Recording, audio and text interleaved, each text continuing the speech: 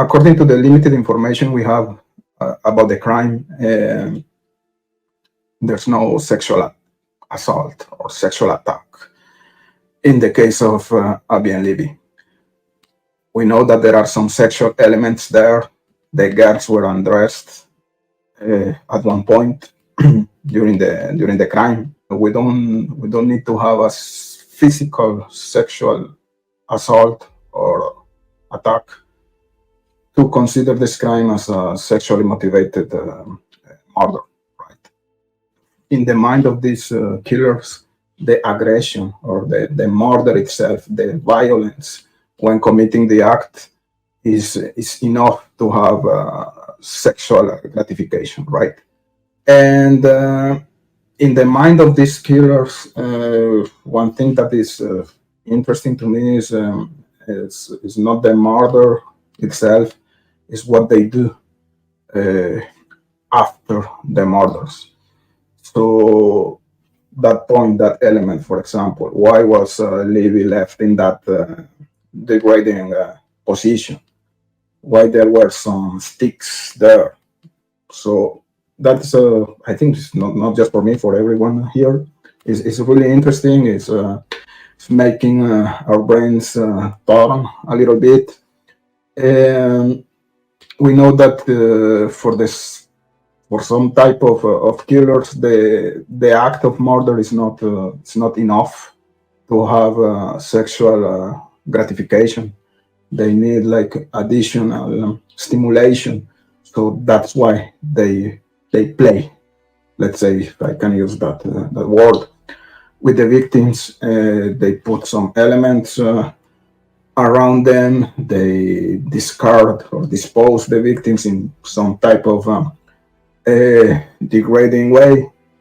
So when we talk about Richard Allen, again, I don't know if he's the actual killer or not. I think he's involved at one point. But a lot of people say that he doesn't have any history of violence, at least that we know. And they cannot make sense of that. How so a non-violent person becomes a serial killer just like that? And let's remember something. Let's talk about fantasies. We say usually here in this community that the killer or the killers, they had some type of sexual violent fantasy in their minds, and they were able to cross that limit at one point. So they passed from the sexual violent fantasy to the commission or to the execution of the actual murder. And how can we explain that? So I think all of us, we have some type of fantasy, sexual fantasy in our minds. Maybe we're not able to communicate that fantasy to other people, even to our partners. Even if we have a very close relationship and a great communication with your husband or your wife, sometimes you prefer to keep that fantasy inside because you're afraid of the reaction of your partner. I'm not saying everyone is like that, but I can say that most of the people keep that fantasy inside. And it doesn't mean that you're a serial killer because you have fantasies in your mind, even if that fantasies are violent. So what happened? According to some studies, psychological studies, in these sexual motivated crimes, there is some type of event to pass from the fantasy to the actual execution of the murder.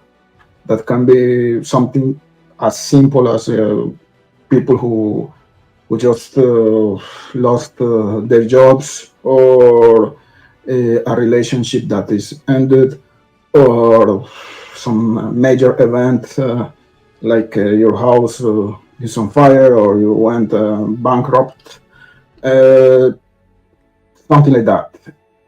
You don't have to have history of violence behind you before committing your first crime, right? So let's say if Richard Allen is actually the killer, that could be just the explanation. Something happened in his life, and let's say if he had some violent sexual fantasies, that event, that combination of things, the fantasy, the major event in his life, and maybe some neurological thing or some other thing like depression, alcohol, etc. The combination of all of those factors trigger the commission of the act.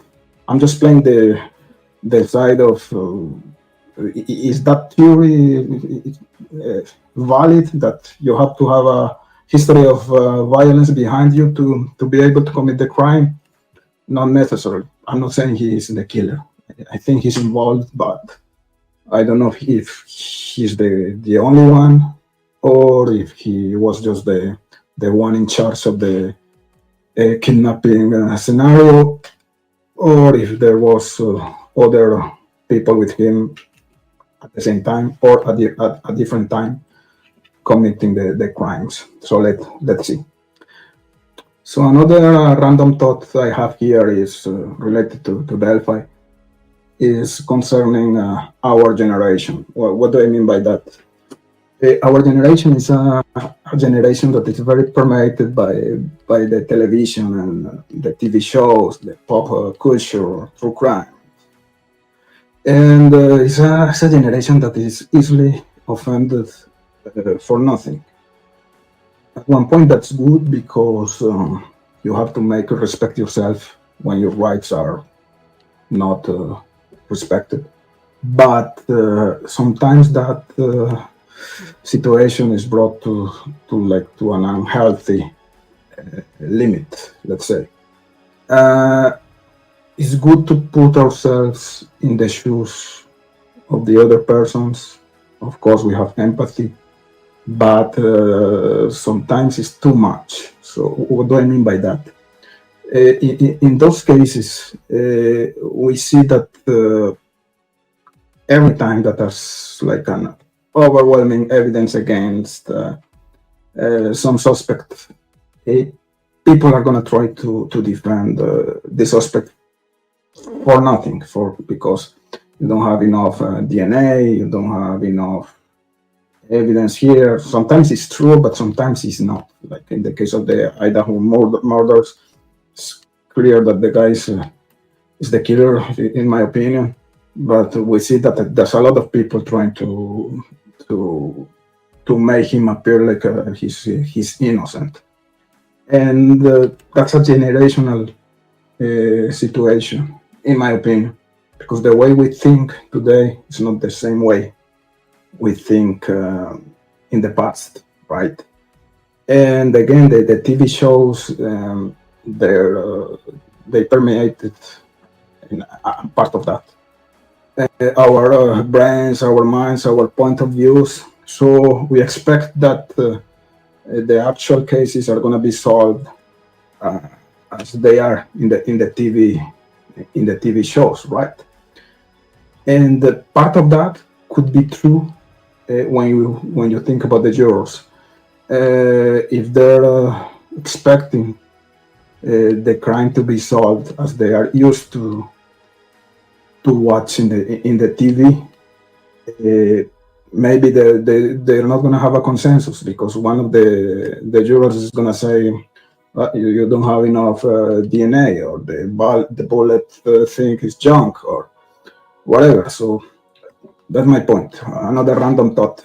I think the generation way to think about crime today is going to play a role here in this case.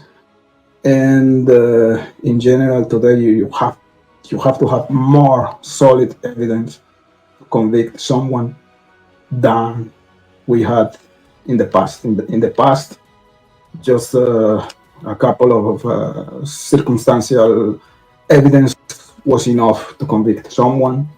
The jurors were more, I'm not going to say influenced, but they were okay with that. Today, I don't think it's the same situation. So let's see what the evidence that is going to be presented in Delphi's case by the prosecution.